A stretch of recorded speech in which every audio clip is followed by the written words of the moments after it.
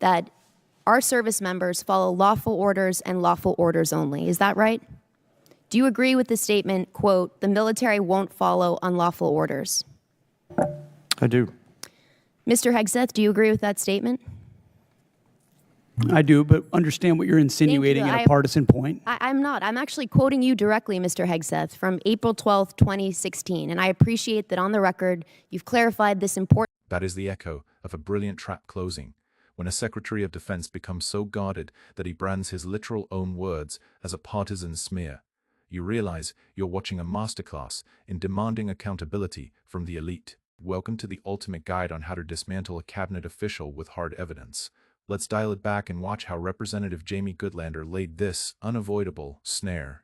Chair, and I recognize a gentlelady from New Hampshire, Ms. Goodlander. I want to thank our witnesses for being here today, and I want to begin by getting right to it, since my time is limited, on this $1.5 trillion budget request. Mr. Hegseth, you testified last year and you testified again today that you will be accountable for every American taxpayer dollar that comes to the department, where it goes and why. That's really important since, as it's been pointed out, the department has failed 8 audits. The department remains on GAO's high-risk list. The Inspector General just last year alone identified billions of dollars that could have been put to better use, and in questioned costs, that is spending that raised red flags.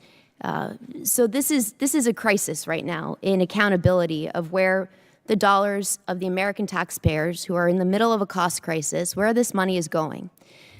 Congresswoman Jamie Goodlander just brought heavy artillery to a political skirmish. Right out of the gate, she establishes the stakes, an eye-watering $1.5 trillion funding demand from an agency that has flunked 8 straight audits. We are talking about a department sitting squarely on the Government Accountability Office's high-risk registry, an entity where the Inspector General flags billions in questionable expenditures. This isn't just a routine oversight hearing.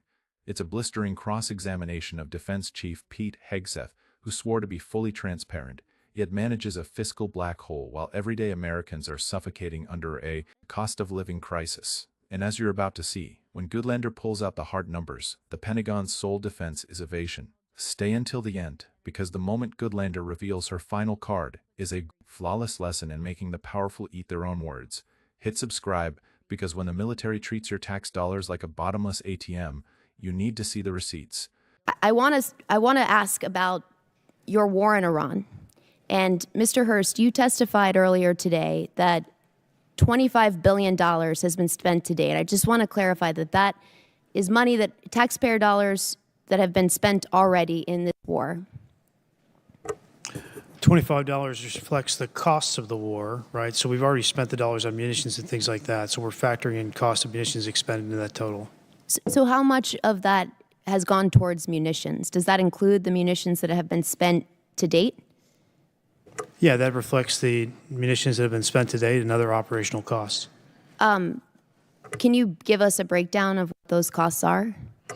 We'll work to get you guys a product that has a detailed breakdown of those costs. Yeah, my concern here is, Mr. Hegseth, you've testified repeatedly that you're going to be accountable for each and every American taxpayer dollar that you spend, that you're going to be accountable for the rationale. Here we are 60 days in to your war of choice in Iran, and you can't give us an answer on a breakdown of the basic breakdown of American taxpayer dollars that have been spent in your war of choice? That's a question for Mr. Hurst. Right now, as you sit here now, you cannot. We're happy to give you a breakdown. We'll provide you a product after this hearing. What? Notice the strategic pivot here. Goodlander doesn't throw a hypothetical gotcha question. She enters their own $25 billion metric directly into the record. $25 billion burned through in just 60 days. On a war of choice in Iran, when she asks for the simplest breakdown, how much was allocated to weapons versus operational costs, Hurst offers the textbook bureaucratic deflection, "We'll work to get you guys a product." Think about the magnitude of that. The Department of Defense is blowing through tens of billions of dollars without being able to look lawmakers in the eye and explain where the cash went today. Secretary Hegseth attempts to pass the buck, entirely stating that's a question for Mr. Hurst, completely walking away from his own pledge of being personally accountable for every taxpayer dollar. I would love for you to give us this breakdown now and explain to us, was this unbudgeted costs, or was this something the department planned for in advance, since you were appropriated $1 trillion last year? The department deals with contingency operations all the time within its normal budget. So this was not budgeted for. My point here is, you know, and General Kane, you've testified to this. We all understand, for you to do your jobs, you need Congress to pass budgets. For us to do our jobs, we need you to give us the details and to be accountable to American taxpayers. And so I got to say, it's an extraordinary dereliction that as you sit here, you cannot account for billions of dollars that have already been spent. You're in this briefed war. on munitions every week. You and your entire staff have every, asking just so the you- American public know, it's not Mr. as if you Hegseth, don't have you- munitions levels. Mr. You do Hegseth. from us every single week. So Mr. you know Hegseth, exactly the numbers you're Mr. talking Hegseth, about. you have testified that American taxpayers need to know where their dollars are going. This is how you hold the untouchable accountable. Goodlander labels this exactly what it appears to be, an extraordinary dereliction of duty. The officials try to drown her out with crosstalk, arguing they provide ammunition updates weekly, but Goodlander refuses to yield. Handing over stock inventory lists is completely different from providing financial transparency for a $25 billion spending spree. They want the $1.5 trillion payout, but they refuse to show the invoices for the $25 billion they just blew through. But Goodlander is far from finished. She is gearing up to link these overseas billions straight to the wallets of the voters. Watching at home. Mr. Hegseth, can I ask you, do you know what the average cost of a gallon of gas was in this country on February 28th? Well, it depends on where you live. If you live in California, it's $8. $2.83. Do you know what the average cost of a gallon of gas is today? Well, much higher in California. $4.23. I gotta say, Mr. Hegseth, you said you've got a crack economic team that's looking at the impacts of this war on the American taxpayer, and you can't answer this basic question. That should shock the conscience of every American. General. This exchange is absolutely brutal. Goodlander moves the spotlight away from classified military spending and directly to the gas pump. She poses a straightforward, reality-grounded question. What did gas cost before this conflict started? And what does it cost now? Hegseth's reaction is entirely dismissive. Rather than answering the question, he deflects with a snarky comment about California. Goodlander is forced to supply the data for him. It spiked from $2.83 to $4.23. When a defense secretary brags about employing a crack economic team, yet has no clue how much everyday Americans are bleeding at the pump because of his policies, the facade of the man of the people shatters completely. However, the ultimate strike has nothing to do with economics. It centers on the Constitution. Okay, and I want to come back to something, a really important principle, and my time is limited. You testified to an important and bedrock principle of American law, that our service members follow lawful orders and lawful orders only. Is that right?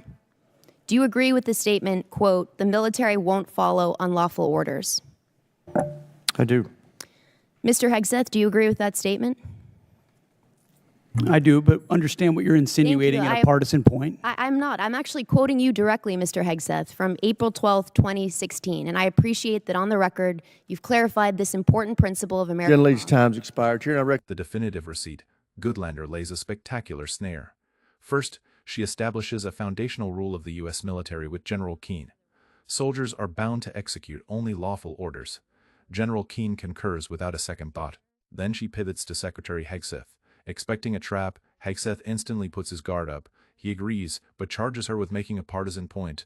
And then comes the knockout punch. Goodlander is not pushing a partisan agenda. She is reciting Hegseth's literal own words, back to his face from April 12, 2016, when a public official becomes so aggressively defensive that they label their own statement as a political smear. It's clear the hearing is over. Hegseth was cornered by his own rhetoric, completely caught off guard by a representative who genuinely did her homework. This is exactly why the political elite loathe transparency. It is not about guarding troop movements or operational security. It is about dodging responsibility for flunked audits, unapproved billions, and the very genuine financial suffering experienced by the taxpayers. When Representative Goodlander informs Hegseth she is quoting him directly, she is asserting the rule of law over an executive branch that expects infinite funding with zero oversight. Accountability perishes in the dark corners of contingency operations and empty assurances of delivering a product after the fact. The government is presently demanding you cover a $25 billion invoice, all while dismissing the reality that your fuel costs just exploded. Leave a comment below. Should the Pentagon receive a $1.5 trillion allowance when they cannot even explain to Congress where $25 billion vanished in the last 60 days? And does Pete Hegseth's display right here, branding his own historical, quote, a political attack, instill faith in our military leadership? Let us call out those who prioritize political evasion over the United States Constitution.